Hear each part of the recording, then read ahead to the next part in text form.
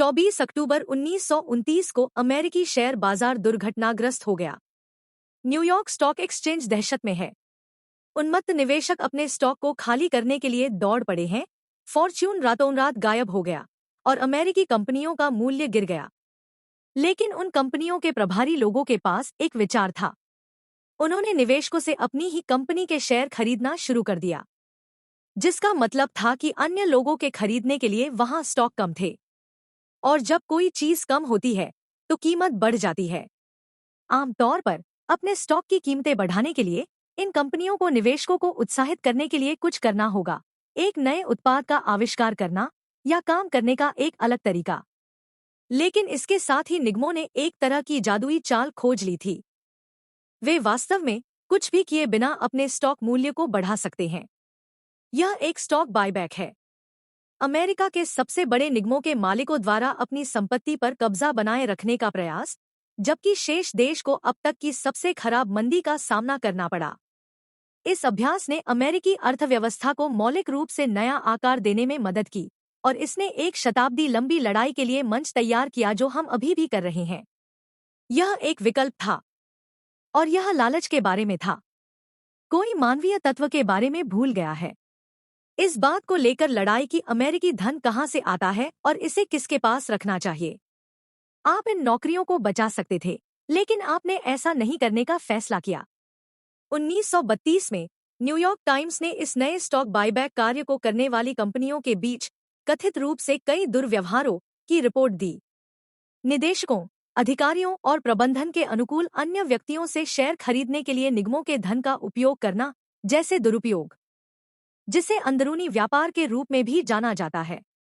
राष्ट्रपति ने उन्हें रोकने के लिए एक नए कानून पर हस्ताक्षर किए, 1934 का प्रतिभूति और विनिमय अधिनियम। इसने हेरफेर और अंदरूनी व्यापार पर रोक लगा दी। निगमों ने इसका मतलब यह निकाला कि उनके पुनर्खरीद के दिन खत्म हो गए हैं और उन्होंने उन्हें करना लगभग बंद कर दिया। और किसी विकल्प के लिए बायबैक के बिना निगमों के पास मूल रूप से 3 विकल्प थे कि वे अपने मुनाफे के साथ क्या करें। विकल्प 1, कंपनी में पुनः निवेश करें, नए कारखाने बनाएं, नए उत्पाद बनाएं। विकल्प 2, कर्मचारियों के लिए वेतन बढ़ाएं। विकल्प 3, लाभांश जारी करें और निवेशकों को मुनाफा सौंपे। अधिकांश अमेरिकी कंपनियों ने तीनों का मिश्रण किया, जिसमें मुनाफे का बड़ा हिस्सा पुनर्निवेश और वेतन की ओर गया। समय के साथ प्रौद्योगिकी में सुधार हुआ। श्रमिकों ने अधिक सामान बनाया। द्वितीय विश्व युद्ध के बाद के 30 वर्षों में अमेरिकी श्रमिकों की उत्पादकता लगभग दोगुनी हो गई और इसी तरह प्रति घंटा मजदूरी भी हुई। इससे अमेरिकी मध्यम वर्ग के निर्माण में मदद मिली। लेकिन चीजें वैसी नहीं रहीं। उत्पादकता बढ़ती रही, लेकिन वेतन स्थिर रहा। एक नए राजनीतिक और आर्थिक दर्शन ने जोर पकड़ लिया था। सरकार हमारी समस्याओं का समाधान नहीं है, सरकार ही समस्या है। जब रोनाल्ड रीगन चुने गए तो प्रतिभूति और विनिमय अधिनियम 50 वर्षों से कंपनियों को स्टॉक बायबैक करने से सफलतापूर्वक डरा रहा था। लेकिन रीगन द्वारा जॉन शाद नामक एक पूर्व निवेश बैंकर को शीर्ष प्रवर्तन कार्य पर नियुक्त करने के बाद यह बदल गया। शाद चाहते थे कि कंपनियां अपने मुनाफे का कम हिस्सा पुनर्निवेश और वेतन में लगाएं। उन्होंने सोचा कि निवेशकों को अधिक लाभ मिलना चाहिए, इसलिए 1982 में उन्होंने नियम बदल दिए। 1930 के दशक के बाद पहली बार कंपनियां निवेशकों से अपने स्वयं के स्टॉक के शेयर वापस खरीद सकती थी। उन्हें अपने पीछे आने वाली सरकार के बारे में चिंता करने की जरूरत नहीं थी। बायबैक वापस आ गए थे। निवेशक बनने के लिए यह वास्तव में अच्छा समय था। निवेशक उस पैसे को प्रवाहित रखना चाहते थे, इसलिए उन्होंने सीईओ को भुगतान पाने का तरीका बदल दिया। यदि कंपनी के शेयर की कीमत बढ़ जाती है तो सीईओ को केवल वेतन अर्जित करने के बजाय बोनस मिल सकता है।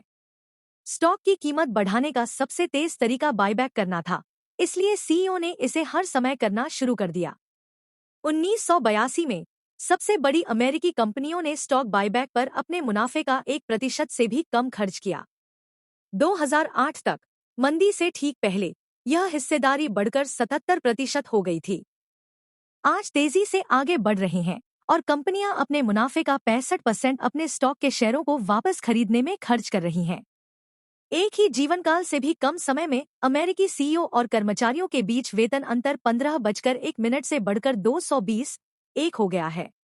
जब आप जनरल मोटर्स के सीईओ के मुआवजे की तुलना जर्मनी में वोक्सवैगन और जापान में टोयोटा के उनके समकक्षों से करते हैं, तो आप समझ सकते हैं कि यह कितनी अनोखी अमेरिकी घटना है। और आप इस अंतर का कारण कुछ हद तक तब देख सकते हैं जब आप देखेंगे कि तीन कंपनियां अपने मुनाफे का कितना हिस्सा बायबैक पर खर्च करती हैं। वोक्सवैगन ने 2012 के बाद से कुछ भी नहीं किया है और टोयोटा के सबसे बड़े बायबैक वर्ष लगभग जीएम के सबसे छोटे वर्ष के आकार के हैं। जीएम ने जितना अधिक लाभ अधिकारियों और शेयरधारकों को दिया, पुनर्निवेश और श्रमिकों के लिए उतना ही कम बचा। 2000 में जीएम के पास दुनिया में किसी भी वाहन निर्माता की तुलना में सबसे बड़ी बाजार हिस्सेदारी थी। 5:30 2017 तक यह गिरकर 4 नंबर पर आ गया था। और जैसे ही उनकी बाजार हिस्सेदारी घट गई, जीएम ने पूरे अमेरिका में संयंत्र बंद कर दिए और हजारों श्रमिकों ने अपनी नौकरियां खो दी। दशकों तक लॉर्डस्टाउन, ओहियो में यह जनरल मोटर्स प्लांट काउंटी में सबसे बड़ा नियोक्ता था। यह 1960 के दशक में खुला और बड़ी सेडान और मसल कारें बनाना शुरू किया। जब लोगों की प्राथमिकताएं बदल जाती थीं या एक मॉडल बंद हो जाता था, तो जीएम एक अलग तरह की कार बनाने के लिए संयंत्र को फिर से उपकरण देता था। लेकिन 2015 में जीएम ने निवेशकों को एक और बड़े पैमाने पर स्टॉक बायबैक का वादा किया। लागत में कटौती करने के लिए उन्होंने लॉर्डस्टाउन संयंत्र में शिफ्ट को खत्म करना शुरू कर दिया। एक और कटौती दूसरी पाली 2 महीने में हटा दी जाएगी, मैं कहाँ जाऊंगा। अब सभी को जगह ढूंढनी होगी। यह लॉर्डस्टाउन, ओहियो में जनरल मोटर्स प्लांट के लिए कतार का अंत है। कटौती तब हुई है जब ऑटोमेकर पिछले साल लगभग $12 बिलियन के रिकॉर्ड लाभ की रिपोर्ट कर रहा है। जीएम संयंत्र बंद होने के कुछ महीनों बाद पिछला सस्पेंशन बनाने वाला स्थानीय आपूर्तिकर्ता व्यवसाय से बाहर हो गया। सीटों का निर्माण करने वाली स्थानीय फैक्ट्री के साथ भी ऐसा ही हुआ। शहर में एक नए अस्पताल भवन की योजना को रोक दिया गया। जैसे ही तनख्वाह खत्म हुई, एक स्थानीय रेस्तरां ने अपने दरवाजे बंद कर दिए। अर्थशास्त्री इसे गुणक प्रभाव कहते हैं।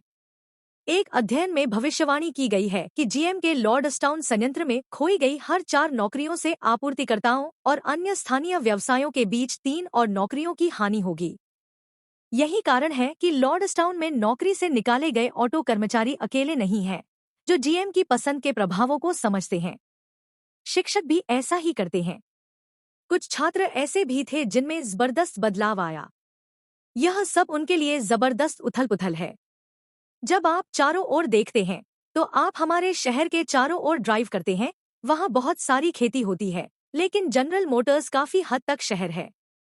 एक समय था जब बजट ज्यादातर जनरल मोटर्स का बनता था। यदि हम जनरल मोटर्स से वह राजस्व खो देते हैं, तो यह हमारे लिए वास्तव में कठिन होगा।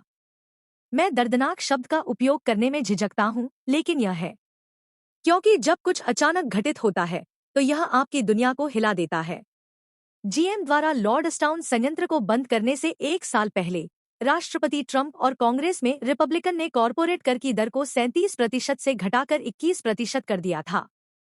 कटौती का समर्थन करने वालों ने भविष्यवाणी की कि निगम उनकर बचत को फिर से निवेश करेंगे और श्रमिकों को सबसे अधिक लाभ होगा।